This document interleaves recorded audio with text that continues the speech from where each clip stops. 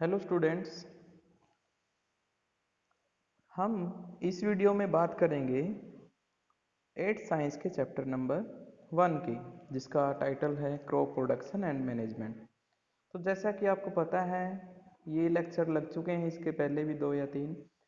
उसी सीरीज़ को आगे बढ़ाते हुए मैं इसको मूव करते हैं अभी और आर्टिकल 1.3 से स्टार्ट करते हैं, जो कि रिलेटेड है बेसिक प्रैक्टिसेस से जो हम एग्रीकल्चर में यूज़ करते हैं। पहला पॉइंट यहाँ पर दिया गया है प्रेपरेशन ऑफ सोइल। क्रॉप लगाने के लिए हमें सबसे बेसिक नीड जो होती है वो होती है मिट्टी को तैयार करने की। मतलब उसमें अच्छी तरह से हम मैनेज कर लें पहले इसको, और उसके बाद सीड की ट्रांसप्लांटेशन इसमें करेंगे। The preparation of soil is the first step before growing A crop. सबसे पहला जो स्टेप होता है क्रॉप प्रोडक्शन का वो होता है preparation of soil. One of the most important task in agriculture. ये सबसे ज़रूरी टास्क में से एक है एग्रीकल्चर में जो लिए जाते हैं। This allow the roots to penetrate deep into the soil. अगर मिट्टी कमज़ोर होगी यानी अच्छे से वेल मैनेज होगी तो रूट्स जो होंगी पौधे की वो हेल्दी एनवायरनमेंट में ग्रो करेंगी और आसानी से सोइल में एंटर कर जाएंगी। यानी हमें मिट्टी को लूज़ करना पड़ता है, और ये हेल्प करता है किस चीज़ में, कई तरीके से हेल्प करता है। रूट्स के लिए एक बेसिक हेल्दी रिक्वायरमेंट मिल जाता है, और माइक्रोब्स के लिए एक हवादार जगह बन जाती है।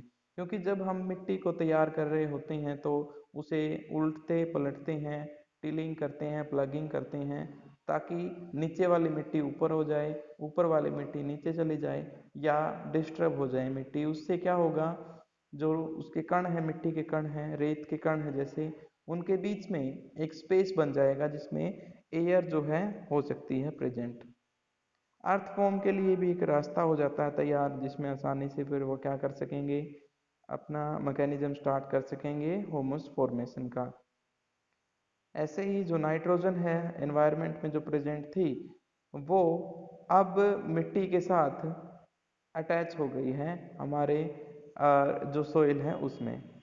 अब माइक्रोब्स उसे ग्रोथ लायक नाइट्रोजन में कन्वर्ट कर देंगे और प्लांट्स फिर उनका यूज कर सकेंगे।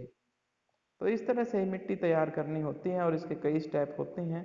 जैसे हम मैन्योर ऐड कर सकते हैं और उसके बाद उसकी फर्टिलाइजेशन बढ़ जाएगी। फिर उसके बाद हम टिलिंग या प्लगिंग यूज करते हैं।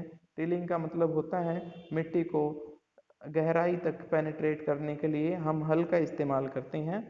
टिल का मतलब होता है उसे उखाड़ना, और प्लगिंग का मतलब होता है जो नीचे वाली मिट्टी है उसको ऊपर ले आए, ऊपर वाली मिट्टी नीचे ले आए। हल चलाने की जो प्रोसेस होती है उससे अच्छा एनवायरनमेंट मिल जाता है पौधे को ग्रोथ करने के लिए। अब जैसे यहाँ पर देख पा रहे हो आप, प्लग प्लग जो होता है यानी हल, किसान जिसको इस्तेमाल करते हैं अपने खेत में, जो पुराने टाइम से ही लगातार यूज करते आ रहे हैं हम इनको। This is being used since Asian time. प्राचीन काल से ही प्लग का इस्तेमाल किया जा रहा है, और किसके लिए, मिट्टी को ऊपर लेके आने के लिए, जो नीचे बैठ गई है मिट्टी उसको ऊपर लाने के लिए। Adding fertiliser to crop. अगर हमें फसल में फर्टिलाइजर ऐड करने हैं तो उसके लिए भी प्लग का इस्तेमाल किया जाता है। Removing of weeds. वीड्स जो अनावश्यक घास उगाती हैं, पेड़ पौधे जो उगाते हैं खेतों में, उनको हटाने के लिए भी हम प्लग का इस्तेमाल करते हैं। And turning the soil. और मिट्टी को पलटने के लिए, मतलब नीचे वाली मिट्टी ऊपर लेके आने के लिए और ऊपर वाली मिट्टी नीचे लेके जाने के लिए। This is the mode of wood and is drawn by a pair of bulls और अदर एनिमल्स। ये एक अरेंजमेंट होती है जिसमें हम लकड़ी के एक फ्रेम का इस्तेमाल करते हैं, जिसके सिरे पर लगा होता है लोहे का कोई धारदार ऑब्जेक्ट। इसे हमेशा कोई न कोई मशीन के द्वारा या फिर बैलों के द्वारा इसको चलाया जाता है। कोई दूसरे एनिमल हो सकते हैं, कैमल हो सकते हैं, हॉर्स हो सकते हैं। It contain a strong triangular iron strip. इसमें एक आयरन स्ट्रिप होती है जिसका इस्तेमाल किया जाता है, जिसे प्लग शेयर कहते हैं। इसे हम प्लग शेयर कहते हैं। जो लोहे का टुकड़ा मैंने अभी बताया था जो लगा होता है उसे प्लग शेयर कहा जाता है। The main part of the plug is a long log of would.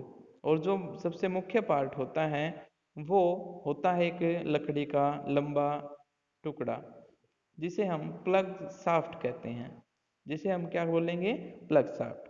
This is a handle at one end of the shaft. इसे हम हैंडल इस तरह से करते हैं कि उसका जो सिरा होता है वहाँ पर बैल जो है जोड़े जाते हैं या ट्रैक्टर जो है जोड़ा जाता है उसमें, और उसे चलाते हैं। फिर प्लग शेयर जो है उससे मिट्टी जो है वो पलटती रहती है और काम हमारा चलता रहता है। एक और इंस्ट्रूमेंट इसी तरह से होता है जिसे होए कहते हैं। ये सिंपल इंस्ट्रूमेंट होता है और ये वीड्स को हटाने के लिए इसका बेसिक पर्पज होता है।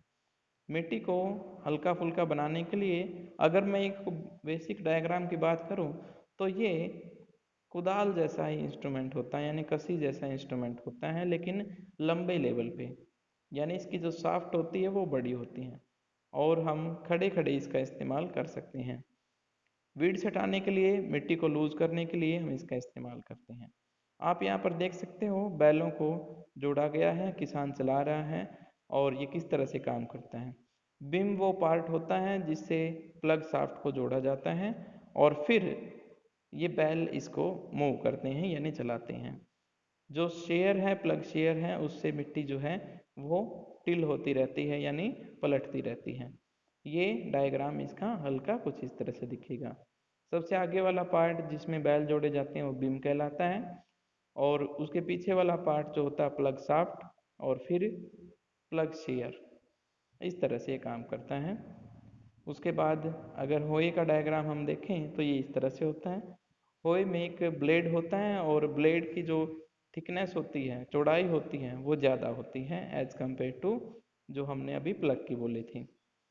तो ये मैंने बताया कि ये मिट्टी को सिर्फ हल्का बनाने के लिए होता है, मतलब लूज करने के लिए या वीड्स हटाने के लिए। तो इसका पर्पज़ हम नॉर्मल ह्यूमन बींग्स भी यूज कर सकते हैं इसको, और लगातार मिट्टी में से वीड्स को हटा सकते हैं।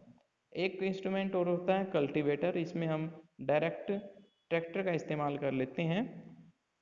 बड़े खेत में जब हम अच्छे से काम नहीं कर पा रहे होते हैं, यानी इतना मानव संसाधन नहीं होता हमारे पास, ह्यूमन बींग्स नहीं होते हैं, तो उस केस में हम अपना टाइम बचाने के लिए ट्रैक्टर का इस्तेमाल करते हैं और ये कल्टीवेटर कहलाता है। फिर इसमें प्लग जो होते हैं वो छोटे छोटे पार्ट में डिवाइड हो जाते हैं और ज़्यादा हो जाते हैं। मतलब एक साथ 7 या 8 प्लग जो है एक कल्टीवेटर में लगे होते हैं जिनका इस्तेमाल किया जाता है। इसी तरह से अगला जो हमारे पास आर्टिकल है वो है सोइंग ऑफ सीड्स। मिट्टी में जो तैयार होने के बाद अब बीज बोए जाते हैं और उसे सोइंग कहते हैं। सोइंग के लिए सबसे पहले अच्छे क्वालिटी के सीड्स की ज़रूरत होगी और वो सिलेक्ट किए जाते हैं। या तो हम किसी कंपनी का सहारा लेते हैं, उसमें अच्छी कंपनी में अलग अलग तरह से सिंथेसाइज किए हुए सीड्स होते हैं, या तो वो फैक्ट्री में बनाए हुए सीड्स हो सकते हैं अच्छी क्वालिटी के, जिन्हें क्वालिटी इंक्रीज की जाती है उनकी, या तो उनको क्रॉस ब्रीड करवा करके या फिर हाइब्रिड बना करके केमिकल्स का यूज़ करके उनकी क्वालिटी को क्या किया जाता है, इम्प्रूव किया जाता है। अगर हम ऐसा नहीं करते हैं तो उसके लिए पुराने तरीकों का इस्तेमाल कर सकते हैं जो प्राचीन काल से ही लोग करते आ रहे हैं। यानी पुरानी फसल के कुछ बीज जो है इकट्ठे करें और उनको किसी पानी की बोतल में या फिर किसी भी पानी के बाल्टी में, टब में उनको बीजों को रखते हैं। जो अच्छे बीज होते हैं अच्छी क्वालिटी के वो नीचे बैठ जाते हैं, लेकिन जो खराब क्वालिटी के बीज होते हैं वो ऊपर तैरने लगते हैं। हम उन बीजों को अलग कर सकते हैं और जो नीचे बैठ गए थे उनका इस्तेमाल कर सकते हैं सोइंग के लिए। जो ऊपर बीज आते हैं वो अंदर से खोखले होते हैं, यानी उनके अंदर मैकेनिज्म होता है ग्रोथ वाला वो है ही नहीं, मतलब पौधे नहीं उग पाएंगे। तो सोइंग ऑफ सीड्स में हमें इन चीज़ों का ध्यान रखना होता है, और कल के लेक्चर में हम बात करेंगे किस तरह से हम मैन्योर एंड फर्टिलाइज़र को ऐड कर सकते हैं। ओके। अब जैसे यहाँ पे आप देख पा रहे हो सीड ड्रिल, ये ट्रैक्टर की हेल्प से बीज बोने वाली प्रोसेस होती है। कई तरीके से हम बीज बो सकते हैं। सीड ड्रिल में छोटे छोटे पाइप सिस्टम होते हैं और साथ में कल्टीवेटर जैसी प्रोसेस होती हैं।